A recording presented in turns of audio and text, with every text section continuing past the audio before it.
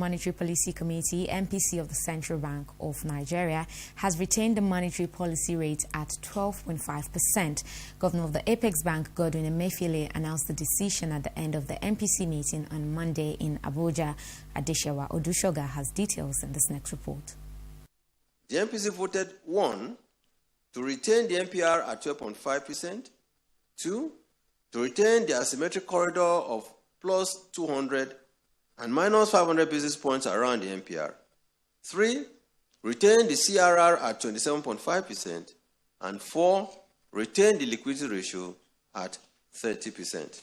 With the country's inflationary rate currently pegged at 12.56%, the decision by the Monetary Policy Committee of the CBN to retain its interest rate at 12.5% did not come as a surprise to many. Until the inflationary report by the National Bureau of Statistics, many had expected a further easing of the interest rate, which was reduced by 100 basis points from 13.5% to 12.5% owing to the impact of the COVID-19 on Nigeria's economy. However, the country's annual inflationary rate, which had risen by 132 basis points since it started spiking from 11.24% in September 2019, influenced the committee's decision to mop excess liquidity in the economy. Analysts in the financial sector noted that maintaining the status quo was the best decision amidst rising inflationary pressures. Even with the 2.3 trillion naira stimulus that the government is planning under the economic recovery program, the economy is expected to see contract by 0.59%. In fact, the IMF is already predicting the Nigerian economy will contribute by more than 5% this year. So you cannot, in the face of a clear likelihood of an economic contraction, afford to step on the brakes. While one would have expected a reduction in the cash reserve ratio to free up excess liquidity for deposit money banks, the committee retained its cash reserve ratio at 27.5%. This, analysts say, would increase lending to the real sector. When you release that element of liquidity, there is no guarantee that it is going to be targeted to the real sector.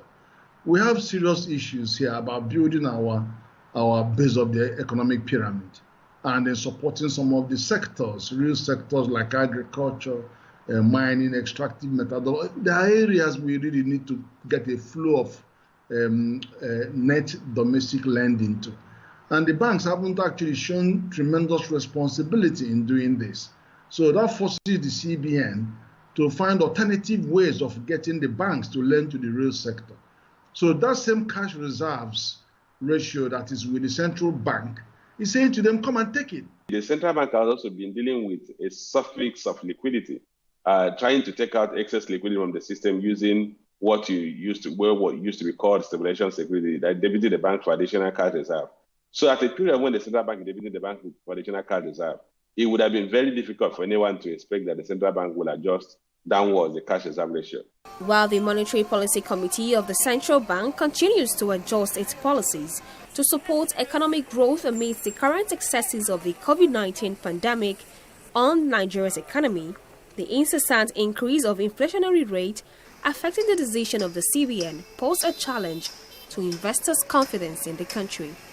Adeshewa Odushoga, TV360, Lagos.